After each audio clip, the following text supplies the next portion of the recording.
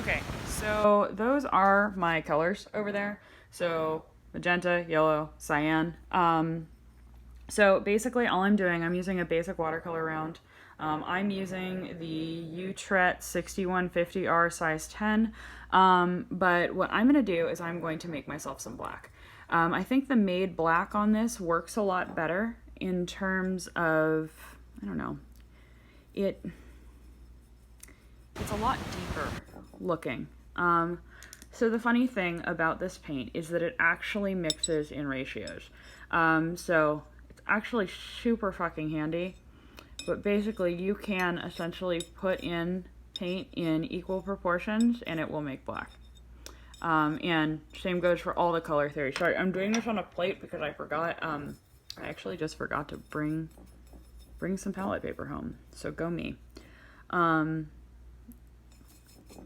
So my ratios sucked, so I'm doing that. I'm just adding to find it. So, but a mixed black with this stuff is going to be kind of that color. It's kind of a purpley color. That's a little too blue. You can get it blacker than that.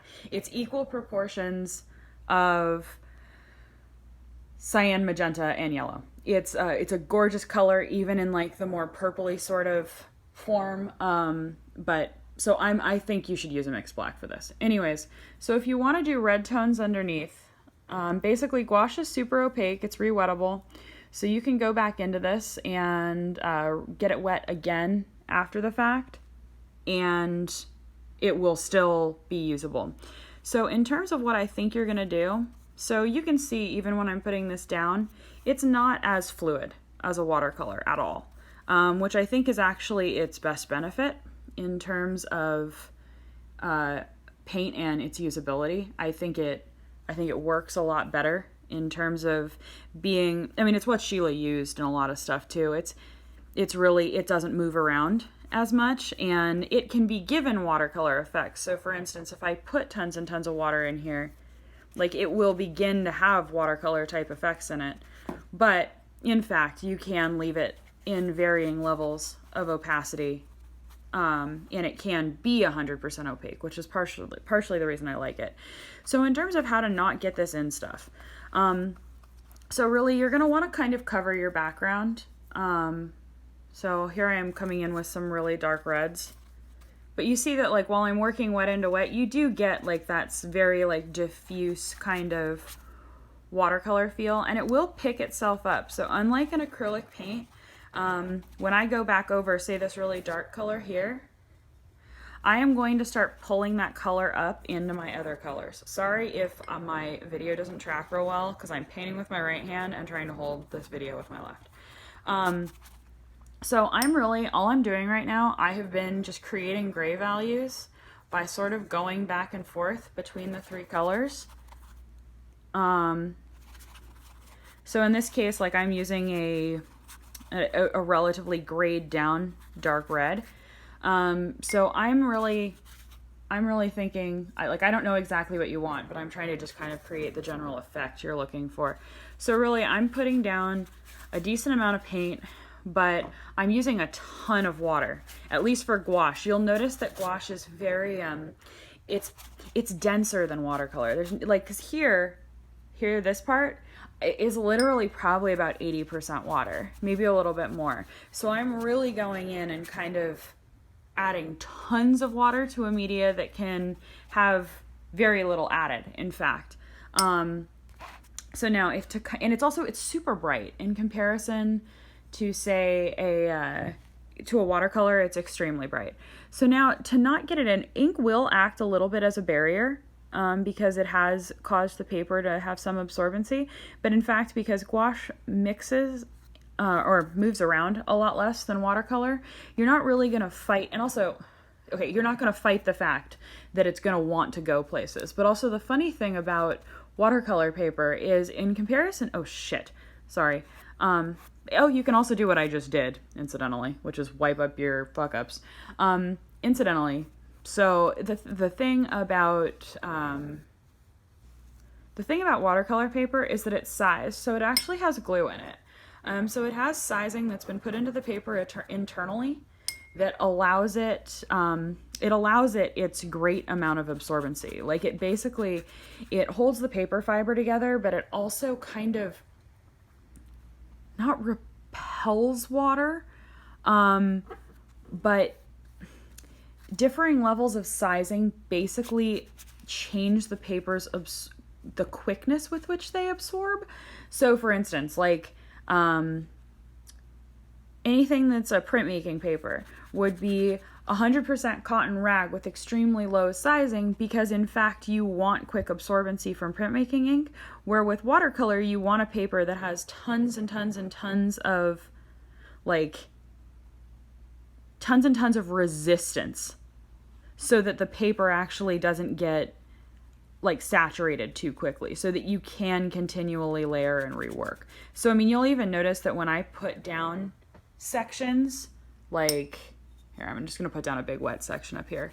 You notice how the paper fights me. Like the paper actually doesn't really feel like it wants to absorb in those places. I mean, it does actually want to absorb, but it's a much slower burn in terms of what it'll do. So, okay. So I've laid down a decent amount in here. So really all you have to do to come close to things is really just be careful. So I'm using a pretty good size brush. I'm using a size 10, which if you go to Blick, I mean, you could actually, I think you could do this entire thing with this size. So you notice I'm really just being super careful when I come into the edges. The ink does act as a barrier because it has forced some level of absorption around that area of the paper, which means it's a little bit blocked off. Here I am going over my graphite, so you will be able to see those areas of graphite, but I mean, personally, that doesn't necessarily bother me. But this is your piece and your vision, so I'm really just kind of riffing off of that. So I'm gonna do this whole kind of layer of reds and stuff, because you did say you wanted kind of like this carnal sort of feel behind it. So I'm really just laying down this field of reds. So, but if you look at my palette's like a mess. I mean, like I have blue in here, I have yellow in here, and I have a decent amount of magenta in here, but that combo really gives me this kind of like bloody organ sort of red, which I think is, I mean, about as carnal as you can get. So I mean, I have a pretty good spread on here, and it's very, very watercolory. It does. No one would look at this and go gouache. Gouache is super, super, super versatile in terms of what it can do in comparison to watercolor. Partially because it kind of disguises itself as watercolor, and you can make a very watercolor mark with it without the just fucking bitch of watercolor. I hate watercolor. I love gouache though, and that's definitely something I've come to love, because I taught first semester of painting in gouache, and I love how it acts. It is so much easier to use, and it is so, it's so beautiful when it dries, and it maintains this kind of just magical vibrance that I really don't think watercolor does. And also in terms of just mixing, this Holbein gouache is like a dream when it comes to mixing. I mean, you remember how Cam Chavez all of last year always bitched that basically colors never mixed in ratios, where it was 50% of red and 50% of blue make a perfect purple. Well, Holbein's thing actually comes with a color chart that is literally the recipe for how to make perfect colors in it, and they're all even ratios. It is such a clean and fantastic paint in terms of how it mixes, which is kind of why I want you to use it, just because as an introduction, watercolor media is definitely not the easiest. Okay, so I have, ooh, that's actually really pretty. I have this cool looking thing here. And now I am going to start going in with some darks, so you see my paint was almost dry when I added water to it. It just mixes right back up. So I'm going to go into this with a lot of diffuse dark marks. If you really want to be able to get clean pieces of this, you are going to need to wait for areas to dry. But I'm really just going to kind of re-emphasize this whole kind of dark feel I had going on in sections. And I'll probably mix a little bit more. Oh, that was a better black. Okay, my new black had a little more blue in it.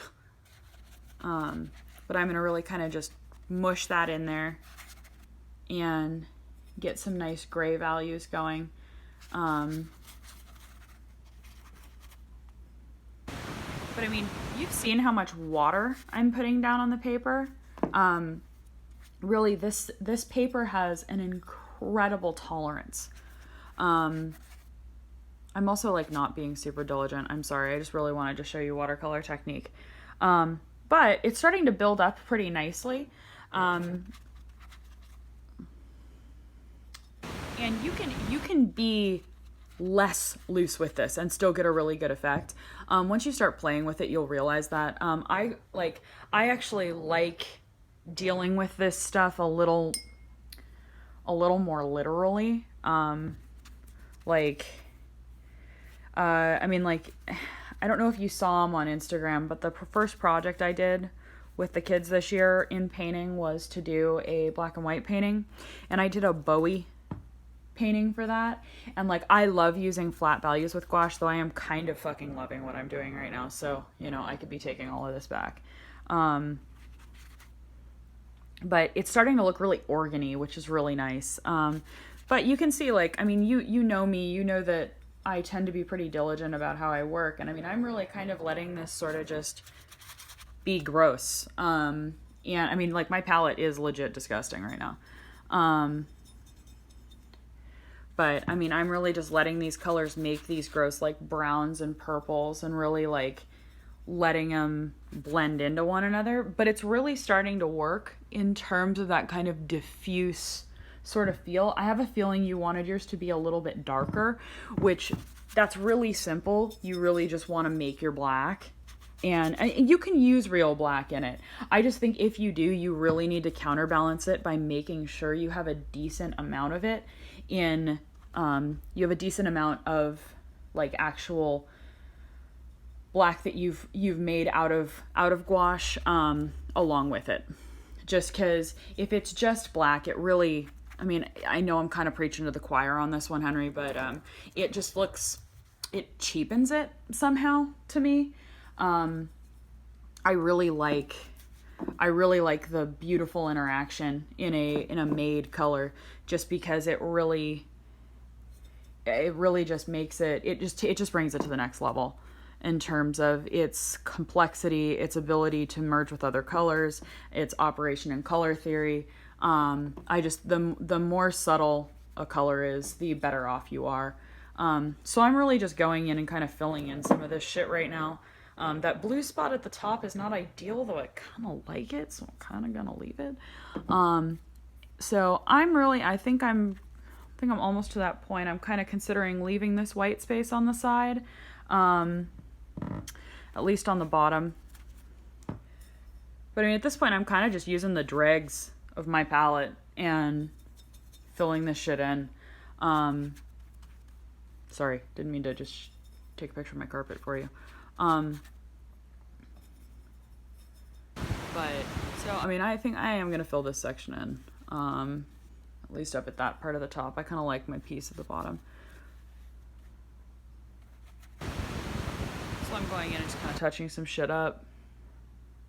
Oh no, that edge really does look unfinished. All right, so I'm gonna go in and fill that in. But I'm gonna use a little more dense paint in here, so you see, like, when this isn't super watered down, it's actually pretty unbelievably bright. So that was actually a ton of water. Oops. There we go. So you end up with this like crazy great coverage, and it's really, really bright. So I'm just gonna keep that around the edges because I have so much stuff in here that is so like loose and watercolory.